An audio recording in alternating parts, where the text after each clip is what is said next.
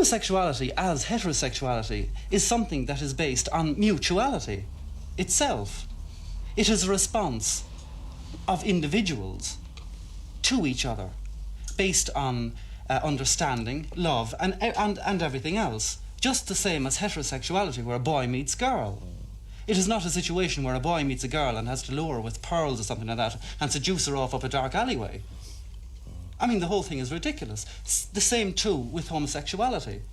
It is not a situation where homosexuals themselves are a mass of deviants who roam around the streets spotting people alone and saying, ah, yes, I have it now, and rush in and think, lovely. You know, it is not like that at all. It's totally ludicrous.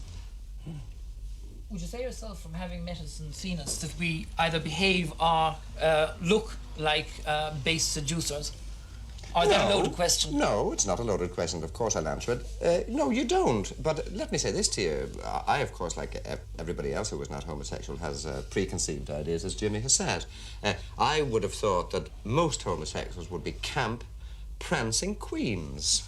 Well, some people are, but some heterosexual people are effeminate, and I think the main way we assuage society's fears is by being ourselves and saying, well, part of our personality is that we're homosexual.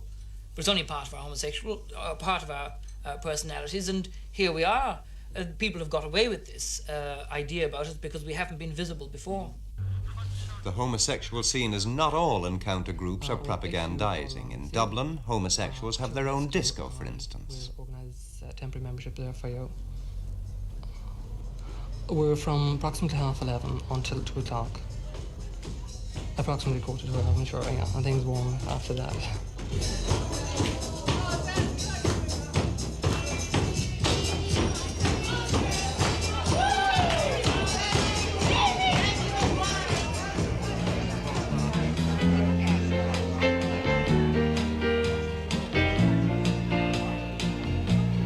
Life is changing, but love is here to stay.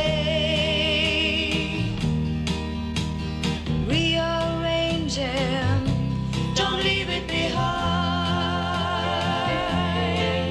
Don't throw it away. You gotta wear your heart upon your sleeve and never make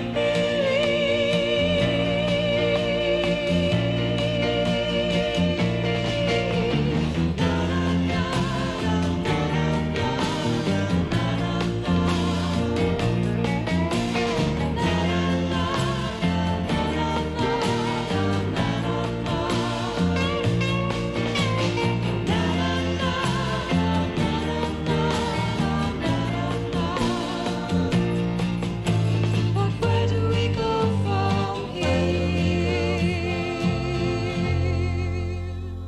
You don't wish at any time that you were like the girls you work with, out chasing fellas at dances or whatever girls do? No, not at all. I wouldn't change my life or myself for anything. Yeah, I'm happy the way I am, in everything in life. Although presumably there may be problems ahead of you, which you wouldn't have if you were heterosexual. But there again, there could be problems ahead of me if I were heterosexual and not gay that I wouldn't have being gay. So you've got no hang-ups, really, Phil? No hang-ups at all, Cal. I could not, and I said this very seriously, could not ever wish to be a different person than Sean Connolly is at the moment. Homosexuality does not define my character. It defines the orientation within which I seek lasting, good relationships based on mutuality, based on truth and honesty, based on the ordinary things that we go through life with. So therefore I couldn't expect to be anybody else except myself.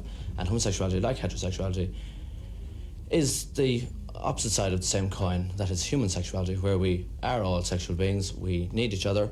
The way we'd express it is defined by society, sometimes cruelly, sometimes not very effectively.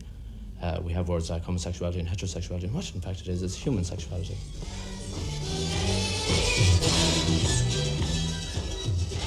Is the time right for change?